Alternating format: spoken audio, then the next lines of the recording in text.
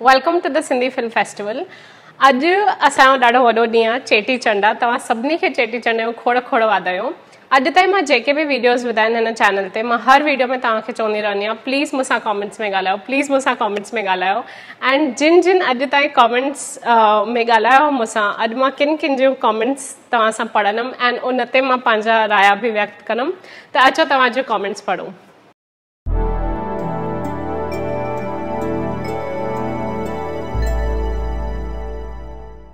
तो जेको मां सभिनी खां पहिरियों वीडियो विधो हुयो उहो हुयो सिंधी फिल्म फेस्टिवल जी 3rd सालगिरह। 3 साल थिया हुया सिंधी फिल्म फेस्टिवल जंहिं महिल मां कयो हुयो लंडन में। सिंधी फिल्म फेस्टिवल जी 3 सालगिरह जेको मां इहो वीडियो विधो हुयो उहो हाणे 2000 व्यूज़ टच करण वारो आहे ऐं मां ॾाढी ख़ुशि आहियां छाकाणि त इन वीडियो खे तव्हां एॾो प्यार ॾिनो आहे। उन हेठां सिंधी विकीपीडिया लिखियो आहे ज़बरदस्त माइत Bhavna you doing good job. Thank you Sindhi Wikipedia. And Sindhi Wikipedia भी ॾाढो सुठो नालो आहे। आई थिंक तव्हां भी ॾाढो सुठो कमु था कयो। फ़हीम समेजो लिखियो आहे great initiative, look forward to more Sindhi films. Thank you Faheem. Even I look forward to more Sindhi films छाकाणि अञा सिंधी फिल्मूं जेके ठहंदियूं उन्हनि लाइ त असां एक्साइटेड आहियूं, पर जेके अॼु ताईं ठहियूं आहिनि उन्हनि जे बारे में मां तव्हां सां इन चैनल ते ॻाल्हाइण थी चाहियां। उन खां पोइ राठौड़ अर्जुन सिंह लिखियो आहे असांजे शहर में इंस्टीट्यूट ऑफ सिंधोलॉजी तमामु वॾी संस्था आहे एंड उन्हनि पंहिंजो कमेंट में लिखियो आहे कि अची मां उन्हनि सां मिलां। But Indian institute of sindhology जेकी संस्था आहे आदिपुर में, मां उते वई आहियां, उते रही आई आहियां एंड हो मूंखे इहो पेको घर लॻंदो आहे छाकाणि त उते सभु कुझु आहे एंड माण्हू ॾाढा सुठा आहिनि। एंड हा, थैंक यू मूंखे हिन बारे में ॿुधाइण लाइ। इंस्टीट्यूट आहे सिंधोलॉजी जेके 2 इंस्टीट्यूट्स आहिनि, हिकु जामशोरो में हिकु आदिपुर में, उन्हनि ॿिन्ही इंस्टीट्यूट्स में सुठी दोस्ती आहे मुंहिंजी। उन खां पोइ जेको मां वीडियो विधो हुयो, मां सिंधी नाटक ॾिसण वई हुयमि। फर्स्ट वीडियो जेको मां सिंधी नाटकनि ते शूट कयो हुयो, उन हेठां दीपक वाटवाणी सर जिन सिंधी उहो नाटक कयो हुयो जंहिंजो मां वीडियो ठाहियो हुयो। भावना त कलाकारनि जी भावना आहे, माना अखरनि त दीपक वाटवाणी खां सिखणु खपनि कीअं ॻाल्हाइजे। You promote art culture, you promote Sindhiyat, we are very grateful to you. ईअं ई जोत सां जोत जलाईंदी ऐं अवल ख़ैर नई तरीक़े जो तव्हां ऐं असांजूं कोशिशूं कामयाबु थींदियूं। एब्सोल्युटली अॼु जे डिजिटल मीडिया में आई थिंक असांखे नया तरीक़ा खणी अचणा पवंदा जीअं असां पाण बि कमु कयूं बट जेके ऑडियंस आहिनि उन्हनि खे बि असांजो कॉन्टेंट वणे, छाकाणि त ख़ाली कॉन्टेंट वेठा ठाहियूं ऐं ऑडियंस खे वणे न त उन कोई फ़ाइदो ई न आहे। त थैंक यू दीपक सर, तव्हां जेको कयो था उहो बि ॾाढो सुठो आहे। Thank you. उन वीडियो जे हेठां संजय जेठाणी लिखियो आहे you are doing a great job for Sindhi community. इहो चङनि ॼणनि लिखियो आहे कि मां ॾाढो सुठो कमु थी कयां सिंधी कम्युनिटी लाइ, बट मूंखे तव्हां सभिनी खे चवणो आहे कि ख़ाली मां न, तव्हां बि ॾाढो सुठो कमु था कयो जो इहे वीडियोस ॾिसो था ऐं सिंधीअ में ॻाल्हायो था। आई एम होपिंग कि तव्हां सिंधीअ में ॻाल्हायो था, छाकाणि त हिकु हथ सां तारी न वॼंदी आहे, तारीअ लाइ 2 हथ खपंदा आहिनि। त ॾिसण लाइ बि थैंक यू, तव्हांजे सपोर्ट लाइ बि थैंक यू। संजय चेठाणी लिखियो आहे I have seen your YouTube videos, request you to encourage more younger generation for Sindhiyat through your channel. हाणे मूंखे पंहिंजे प्रैक्टिस जे थ्रू प्रीच करणु वणंदो आहे, ईअं ख़ाली ॻाल्हाइणु न वणंदो आहे। मां पंहिंजो चैनल स्टार्ट कयो आहे, मां चङनि ॼणनि खे जेके मूंखां पुछंदा आहिनि चैनल कीअं चालू कयो उन्हनि खे मां पंहिंजो सजेशन्स ॾींदी आहियां। बट यंगर जनरेशन खे इंस्पायर करण लाइ इहो ज़रूरी आहे कि उन्हनि खे सम्झ में अचे कि इंस्पायर थियणो छो आहे। अगरि उन्हनि खे कुझु कॉन्टेंट सुठो मिलंदो ई न, उन्हनि खे पंहिंजे लैंग्वेज लाइ इंपॉर्टेंस ई ख़बर न हूंदी त पोइ हो न कनेक्ट थींदा। त आई थिंक इहो इम्पॉर्टेंट आहे, उन्हनि खे ईअं न चऊं कि सिंधी ॻाल्हायो, सिंधी सिखो, छो सिखनि ऐं उन जे बारे में असां उन्हनि खे ॿुधायूं कि असांजी पंहिंजी ॿोली आहे ऐं छो उन ॿोलीअ जी इम्पॉर्टेंस आहे। इन जे करे उन खां पोइ मां हिकिड़ो वीडियो विधो हुयो जेको दीपक वाटवाणी सां 5 मिंट मां इंटरव्यू वरितो 5 मिंट में। उन हेठां वेरी एक्साइटिंग गीता दासवाणी दादी कॉमेंट कयो आहे। गीता दासवाणी जेकी 1968 में सिंधी फिल्म ठही होजमालो, उन जा लीड एक्ट्रेस हुया एंड उन्हनि जे कॉन्टेक्ट जे बिना मूंखे लंडन थोरो अधूरो लॻे आहे। ॾाढो सुठो रिश्तो आहे मुंहिंजो गीता दादी ऐं राज दादा सां। त उन्हनि गीता दादीअ हेठां लिखियो अथऊं wow bhavna keep it up, while this explaining of Deepak I got flashback of my stage days. It is our Gobind Mali who was the founder of Sindhi Natak. I have been hearing about Deepak doing a good job. हाणे गोबिंद माली ॾाढा वॾा नाला हुया Sindhi drama में, Sindhi theatre में, ऐं गीता दासवानी दादी उन्हनि सां गॾु कमु कयूं। त आई एम वेरी हैप्पी आहे कॉमेंट पढ़ी करे कि इहो जेको दीपक वाटवाणी जो मां नाटक अटेंड कयो ऐं उन्हनि खां इंटरव्यू वरितो उहो ॾिसी करे गीता दादी खे पंहिंजे टाइम जूं यादूं अची वियूं। त थैंक यू इहा कॉमेंट लिखण लाइ गीता दादी। डब्ल्यू मेथलो लिखो आहे good efforts. Thank you. Amit Kataria thank U. मां ॿियो हिकिड़ो ब्लॉग विधो हुयो जिते मां भगवंती नावाणी जी वर्सी अटेंड कई फर्स्ट टाइम। उन हेठां प्रतीक नावाणी जेको भगवंती नावाणी जे भेण जो पोटो आहे, उनजो फैमिली मेंबर आहे, उन लिखियो आहे awesome feels great to have my family represented so well. Prateek I am so glad तव्हांखे इहो वीडियो वणियो। मूंखे फर्स्ट टाइम मां अटेंड कयो उन्हनि जी वर्सी, त मुंहिंजे लाइ फर्स्ट टाइम हुयो, त आई एम वेरी हैप्पी कि उन्हनि जो जेको कमु आहे उन जे थ्रू भगवंती नावानी दीदी हयात आहिनि। Thank you. अमित कटारिया लिखियो आहे most of them were my favourite songs we truly miss Bhagwanti Navani. इन खां वधीक मां इन्हनि सां सहमत नथी थी सघां। ॾाढा जेके भगवंती नावानी जा सॉन्ग्स आहिनि उहे हिकदमि सुठा हुया एंड हा असां उन्हनि खे मिस कंदा आहियूं। सिंधी कोयल। उन खां पोइ हनी खिलवानी जो जेको मां सिंधी इंटरव्यू विधो आहे उन हेठां मोहन दादलानी लिखियो आहे I am so happy to see youngsters conversing in Sindhi. Please continue to promote and preserve Sindhi culture and heritage. Let us remember we Sindhis are second to none. Thank you Mohan sir. Honey Khilwani अॼु जी ॾाढी सुठी कलाकार आहे and I am very proud of her कि एॾी young age में हुननि एॾा सुठा सुठा रोल्स कया आहिनि। She is a fantastic actor. त हा थैंक यू एंड ॾाढी सुठी सिंधी पई ॻाल्हाए। उन वीडियो जे हेठां सिंधी बूंदी लिखियो आहे शहीद कंवर केरु हुया छा कयूं हे न ॿुधायो तव्हां। हाणे अगरि असां सिंधी आहियूं ऐं असां अगरि कॾहिं ज़िंदगी में शहीद कंवर अखर न ॿुधो आहे घर वारनि खां त आई थिंक किथे त कुझु त प्रॉब्लम आहे। तव्हां सही आहियो। मूंखे हिकिड़ो सेपरेट वीडियो ठाहिणु खपे जिते मां वेही करे ॻाल्हायां थी कि शहीद कंवर केरु हुया छा हुया ऐं हुननि छा छा कमु कयो। आई एम सॉरी उहो वीडियो ॾाढो जल्दी ईंदो। थैंक यू पंहिंजे कॉमेंट लाइ। हाणे असां जेको लाल लोई वारो वीडियो ठाहियो हुयो जंहिंमें मां तिरनि जा बोड़ीना पई ठाहियां ऐं सिखां ऐं ठाहियां उन वीडियो खे बि खोड़ प्यार मिलियो ऐं खोड़ कॉमेंट्स मिलियो त मां कुझु उन मां तव्हां लाइ पढ़ंदमि। पहिरियों त प्रतीक्षा आडवाणी लिखियो आहे people I was there to witness making and testing of the famous तिरनि जा बोड़ीना एंड लाई and it was too good to be true in every aspect of it. मूंखे पहिरियों त तव्हांखे ॿुधाइणो आहे प्रतीक्षा आडवाणी मुंहिंजे भाउ जी साहेड़ी आहे। हाणे मुंहिंजी बि साहेड़ी आहे। मूंखे सुठियुनि कैमरास ते शूट करणु वणंदो आहे पर सुठियुनि कैमरास लाइ सुठा पैसा खपनि। ओतिरी बजट कान्हे छाकाणि त न हे नंढो चैनल आहे हाणे स्टार्ट कयो आहे ऐं ओतिरा पैसा लॻाइण लाइ मूंखे कान्हनि। प्रतीक्षा आडवाणी खे कुदरती iPhone 10 आहे एंड मां उनखां पुछोमांसि छा असां उहो यूज़ करे था सघूं शूटिंग लाइ त उन हा कई ऐं उहा पाण बि आई हुई जंहिं महिल मां उहो वीडियो शूट करणु वयूं मूंखे हेल्प कयो शूटिंग लाइ। त थैंक यू प्रतीक्षा अचण लाइ। तूं मूंखे थैंक यू न चओ मूंखे तोखे चवणु खपे thank U.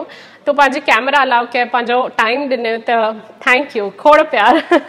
Saima Roger sorry अगर मैं तव्हांजो नालो ग़लति थी प्रोनाउंस कयां त साइमा रजर लिखियो आहे मूं बि ठाहींदमि। सिंधी लिपीअ में लिखियो अथई ऐं मूंखां अॻियां बि कंहिं पुछो आहे कि मूंखे सिंधी लिखणु पढ़णु ईंदी आहे कि न। मुंहिंजे मम्मी खे ऐं मुंहिंजे पप्पा खे ॾाढी सुठी सिंधी लिखणु पढ़णु ईंदी आहे। मूंखे अञा ईअं टुटल अधो घाबड़ी ईंदी आहे बट मुंहिंजे घर में अवेलेबल आहे त मूंखे कुझु बि पढ़ाइणो हूंदो आहे त हू मूंखे फटाफट हेल्प कंदा आहिनि। त आई am very happy and lucky about that. Saima Roger अगरि तूं लड्डू ठाहे त मूंखे प्लीज़ ॿुधाइजे। उन खां पोइ विजय राजपाल मुंहिंजा पप्पा लिखियो आहे good to see our Sindhi Sanjeev Kapoor. Thank you daddy. Jana Shah लिखियो अथऊं very nice Bhavna dear happy Lohri. तव्हांखे बि बिलेटेड हैप्पी लोहरी दी जाना दी थैंक यू। हाणे जेको नेशनल कॉलेज में प्रोफेसर मिशेल जो टॉक थियो हुयो उन ते मां ब्लॉग ठाहियो उन ब्लॉग जे हेठां कोमल पीरज़ादा लिखियो आहे तव्हांखे जेतिरो थैंक यू न चवणो। Sir Michel I guess if I am not wrong inspirational figure absolutely professor Michel ॾाढा वॾा सिंधी स्कॉलर आहिनि and got to know him because of you. Hope you get used to the weather of India. 42 degrees में बिना पंखे ते उस में वेठी आहियां।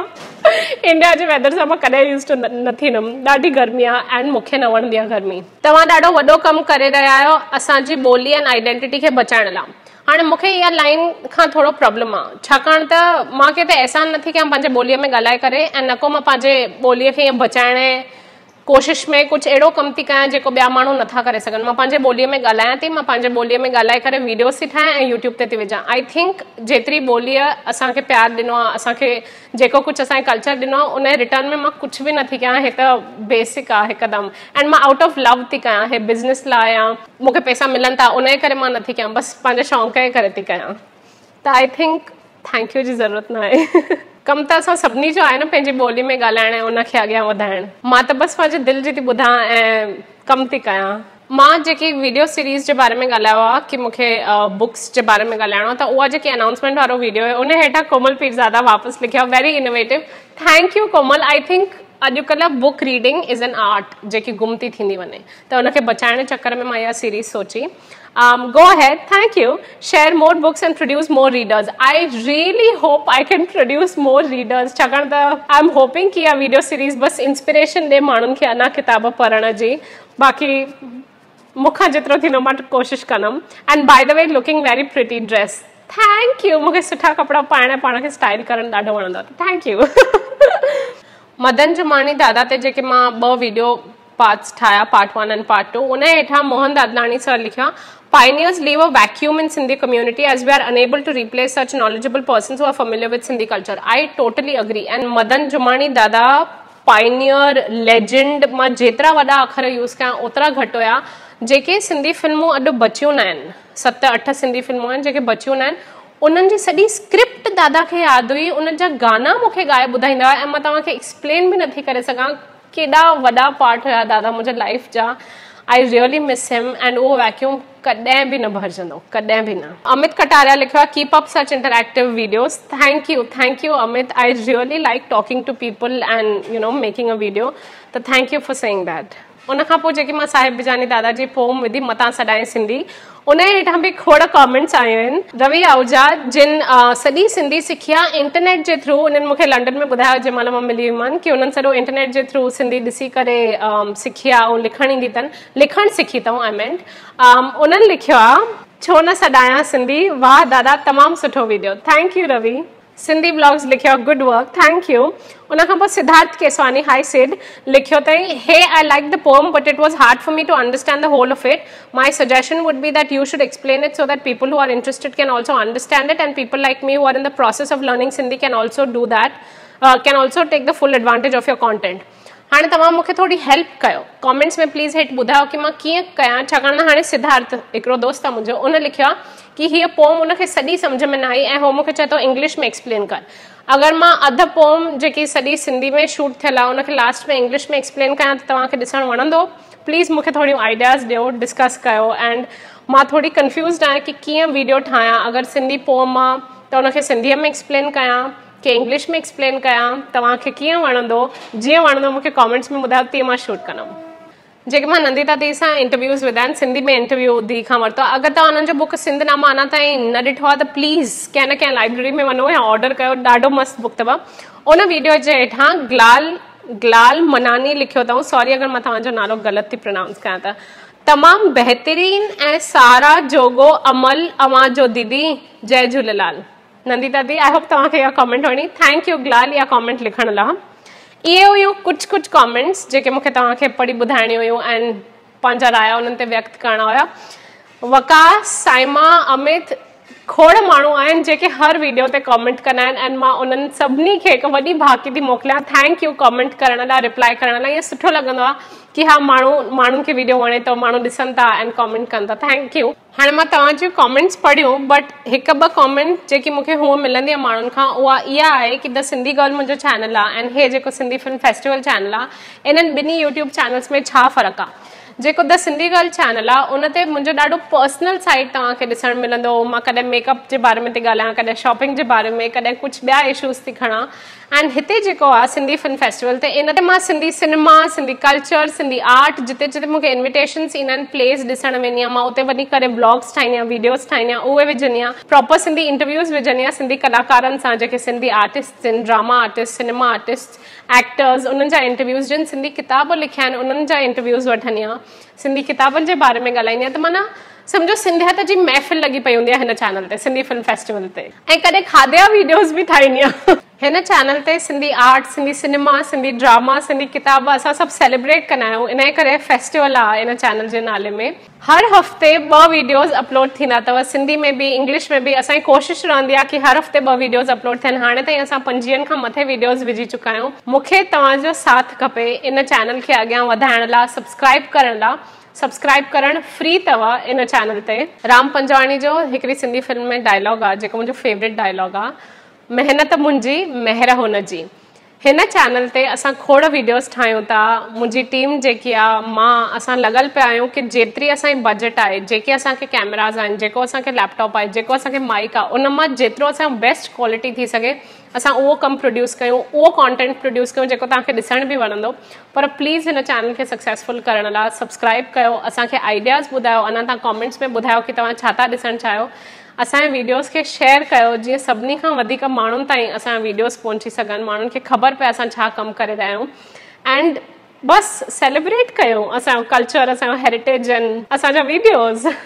हिन नए साल जूं तव्हांखे खोड़ खोड़ अरबे खरबे वाधायूं। खोड़ नया वीडियोज़ ईंदा इन चैनल ते इन नए साल में, बट प्लीज़ असांखे सपोर्ट कयो, चैनल खे सब्सक्राइब कयो, लाइक कयो असांजा वीडियोज़, शेयर कयो ऐं असां सां कॉमेंट्स में ॻाल्हायो। तव्हांखे चेटीचंड जूं हिकु दफ़ो वापसि लख करोड़ अरबे खरबे वाधायूं। प्लीज़ असांखे सपोर्ट कयो, सिंधी सिनेमा खे अॻियां वधायो ऐं सब्सक्राइब कयो। सब्सक्राइब करणु फ्री अथव। आई होप तव्हांखे असां जेके वीडियोज़ ठाहियूं था उहे वणंदा रहंदा। Thank you, by.